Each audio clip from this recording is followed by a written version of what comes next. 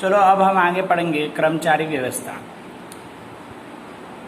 Employ are arms डन legs of the unit, मतलब कि डॉक्टर जो टेरी के अनुसार कर्मचारी व्यवस्था का उद्देश्य संतुष्ट और संतुष्ट कर्मचारियों का दल बनाना, सुरक्षित रखना और विकसित करना। मतलब उनका मतलब क्या, कर्मचारी व्यवस्था अर्थात कि कर्मचारी व्यवस्था का उद्देश्य है कि उसको संतुष्ट, मतलब जो उनके कर्मचारी वो संतुष्ट है जितनी नौकरी से वो कर्मचारी का दल बना रहे, सुरक्षित रहे, उनका विकास हो, उनकी सैलरी बढ़े, पदोन्नति हो, ऐसे सब व्यवस्था करना।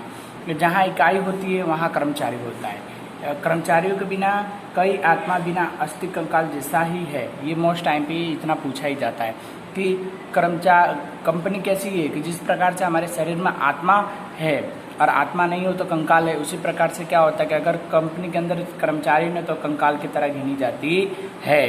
किसी भी इकाइयों में प्रवृत्ति का अंतिम आधार तो कर्मचारी को ऊपर आधारित होता है। सबके अंदर क्या कर्मचारी पे ही आधारित होते हैं। योग स्थान पर, योग समय पर, योग संस्था में योग्यता वाले कर्मचारियों की भर्ती, चुनाव, प्रशिक्षण, स्थानांतरण, पदोन्नति, निवृत्ति तथा उनके कल्याण प्रवृत्ति संबंधित विचारधाराओं के कर्मचारियों के प्रबंधित करना।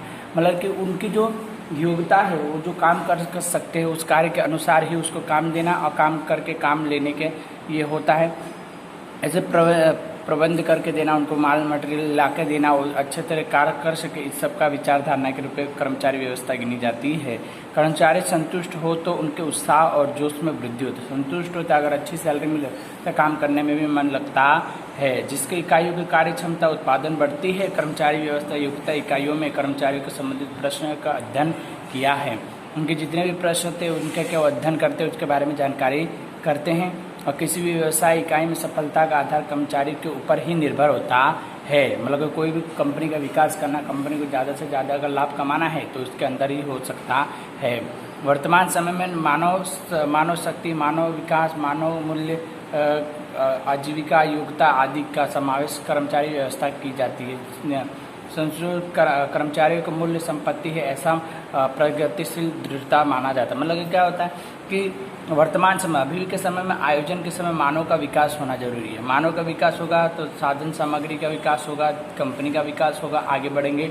एक कर्मचारी की अमूल्य संपत्ति की तरह माना गया है। अगर कर्मचारी का कंपनी में है तो उसके लिए क्या होगा कि अनेकों का विकास हो पाएगा, कार्य हो सकता है। इस तरह से आगे देखेंगे तो मार्गदर्शन, कर्मचारियों को लक्ष्य प्राप्ति के लिए निर्देश देना और उनकी देखरेख करना अर्थात मार्गदर्शन माना जाता है।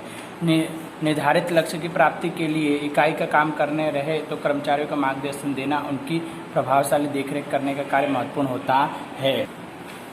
निर्धारित लक्ष्यों की प्राप्ति के लिए इकाई के में काम रहने वाले कर्मचारी को मार्गदर्शन देना, उनकी प्रभावशाली देखरेख करने का कार्य अत्यधिक महत्वपूर्ण होता है। जो निर्धारित लक्ष्य माने कि लाभ कमाने का जो उद्देश्य है, लाभ कमाने के उद्देश्य को पूर्ण करने के लिए उसको क्या कर्मचारियों को मार्गदर्शन देना समय समय पर जरूरी है। औद्योगिक इकाई के लक्ष्य निर्धारित करने, उसके आयोजन भी किया जाता है।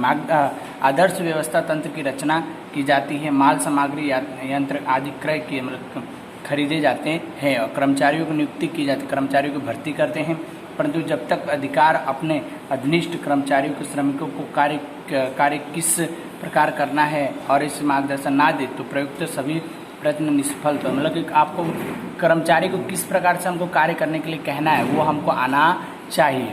ठीक है। मार्गदर्शन बिना संचालन के अन्य कार्य निरर्थक है। मार्गदर्शन के कार्यों का अधीनस्थ के मार्गदर्शन देना, निरीक्षित करना और आदेश की सूचना प्रदान करना है। कार्य निर्धारित कार्य कर्मचारी प्रेरणा देना, निवृत्ति करना, प्रदान करना इत्यादि कर्मचारियों का मार्गदर्शन संकलन प्रत्येक निरंतर। मतलब कि क्या है कि समय समय में कर्मचारियों को क्या मार्गदर्शन दे कि आप माल मटेरियल ला कर दे दिया तो कर्मचारी को बताओ कि ये कार्य इस प्रकार से करना है, कितने समय में, कौन से समय में होगा, उसको समय समय उसकी जाँच करें, मार्गदर्शन दे, उसको कर्मचारी कहा जा सकता है, मार्गदर्शन कहा जा सकता है। नियंत्रण माने कंट्रोल होता है।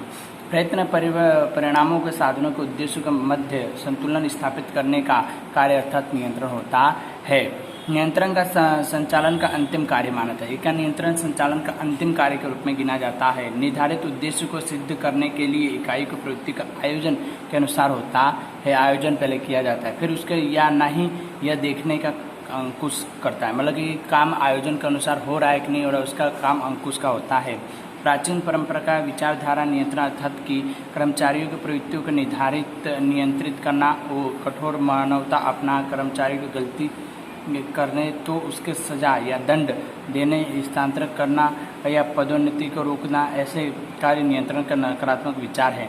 मतलब कि क्या लोग गलत समझते हैं कि भाई जो काम करे उस काम को रोकेंगे, काम नहीं करने देंगे, ऐसा तो ये सब कुछ नहीं, और नकारात्मक विचार नहीं होने चाहिए। जो गलतियां होने वाली है उन गलतियों को पहले से ही रोकना अर्थात का नियंत्रण कहा जाता है। आधुनिक समय में नियंत्रण का विचार सकारात्मक है। यह सुधार, लक्ष्य, प्रवृत्ति कारण के नियंत्रण का कार्य हो रहे कार्यों को रोकना नहीं, परंतु यदि आयोजन के अनुसार कार्य नहीं हो रहा, उसको रोकने की दिशा को और ले जाने का कार्य, भूतकाल में भूलों को भविष्य में पुनरावृत्ति ना हो ऐसा होता है। मतलब कि नियंत्रण का कार्य अर्थात कि क्या, जो भूतकाल में जो होने वाला है, गलती होने वाली, उसको क्या जान करके भविष्य में जो होने वाली गलतियों को रोकने का कार्य अर्थात के नियंत्रण के रूप में गिना जाता है।